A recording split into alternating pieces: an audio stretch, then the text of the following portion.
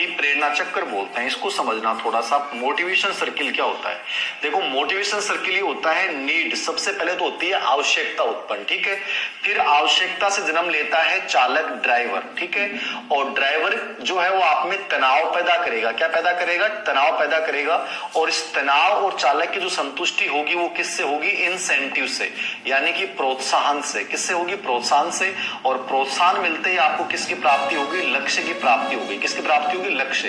तो ये motivation circle है जो घूमता रहता है। कैसे रहता है? घूमता रहता है। समझो इसको, जैसे मान लो एक आदमी है और वो आदमी यहां सो रहा है, ठीक है। उसको भूख लग रही है जोर से और वो बेचारा सो रहा है। अब जैसे उसको भूख लगी तो उसकी आवश्यकता क्या होगी? उसकी आवश्यकता भोजन होगी। क्या होगी? भोजन होगी। अब भोजन आवश्यकता होगी तो व्यक्ति जो सो रहा था वो खड़ा होगा कि सोता रहेगा? वो खड़ा होगा। अब वो जैसे ही बिस्तर से उठा, खड़ा हुआ। अब वो खड़ा होने के बाद वो रसोई में जाएगा कि बाथरूम में जाएगा? वो रसोई में जाएगा। मैंने ये क्यों पूछा रसोई बाथरूम में जाएगा? क्योंकि विपरीत व्यवहार हमेशा चयनात्मक होता है। बाथरूम में नहीं जाएगा, वो रसोई में जाएगा। अब वो रसोई में गया और रसोई में कुछ नहीं मिला, फ्रिज को खोला, किचन में देखा, कुछ भी खाने को नहीं मिला। अब वो खेत में जाएगा या किसी होटल पे जाएगा? होटल पे जाएगा। अब होटल वाले के पास गया, भाई साहब कुछ खाने को मिलेगा क्या? होटल वाले ने कहा कि भाई साहब बैठो, आप मिलेगा। ये जो व्यक्ति सो रहा था और उसमें जैसे ही उसको भूख लगी तो आवश्यकता तो क्या होगी? उसकी भोजन होगी। क्या होगी? भोजन होगी। और भोजन से किसकी उत्पत्ति हुई? चालक। चालक कौन था? भूख था।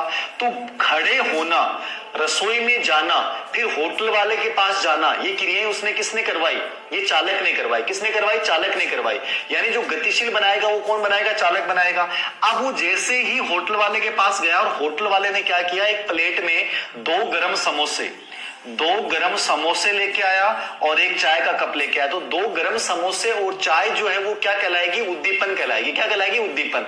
तो जैसे वो व्यक्ति भूखा था और उसको दो गरम समोसे और चाय मिल गई तो गरम समोसे और चाय क्या कहलाएगा? उस बच्चे के लिए इंसेंटिव कहलाएगा, उद्दीपन कहलाएगा। अब उसका चालक क्या हो गया? संतुष्ट हो गया। यानी भोज्य सामग्री, भोजन आवश्यकता है, भूख चालक, और भोज्य सामग्री यानी भोज्य सामग्री जैसे मिलेगी वो इंसेंटिव कहलाएगा। और जैसे इंसेंटिव मिला आप जाके सो जाओगे, लक्ष्य की प्राप्ति होगी। क्या होगी? लक्ष्य की प्राप्ति होगी। तो ये इस प्रकार से आवश्यकता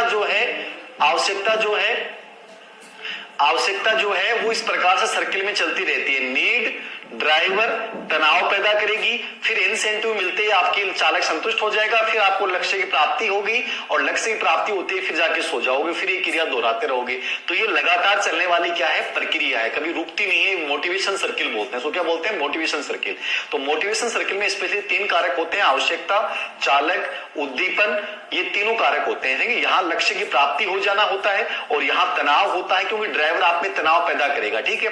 अब जैसे मैंने कहा कि पॉजिटिव और नेगेटिव कैसे हो सकता है? इंसेंटिव। अब इसको गर्म समोसे मिले, ये पॉजिटिव था, लेकिन होटल वाले का दिमाग खराब था और उसने 5-10 खींच के मार दिए तो क्या हो जाता? नेगेटिव हो जाता। क्या हो जाता? नेगेटिव। बेचारा घर जाके सो जाता चुपचाप, दूसरे होटल पे जाने की हिम्मतें नहीं बचती। तो नेगेटिव भी संतुष्ट करता है कि बच्चे ने कहा मामा मेरे को टॉफी दे दो, मामा ने टॉफी दे दी तो पॉजिटिव मिल गया।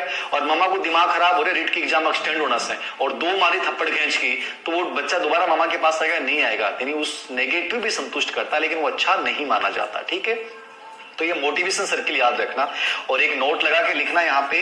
नोट, डेसी ने संज्ञान को भी मोटिवेशन सर्किल में शामिल किया है। तो डेसी के अकॉर्डिंग पूछे तब मानना आपको कि नोट डेसी ने संज्ञान को भी अभिप्रेरणा चक्र में शामिल किया है। डेसी ने किस में शामिल किया है? संज्ञान को। तो लिख लेना, नोट, डेसी ने अभिप्रेरणा चक्र में संज्ञान को भी शामिल किया है। डेसी ने अभिप्रेरणा चक्र में संज्ञान को भी शामिल किया है। किसने शामिल किया है? डेसी ने। तो डेसी के अकॉर्डिंग पूछे तब आपको बताना कि डेसी ने संज्ञान को भी अभिप्रेरणा चक्र में शामिल किया है।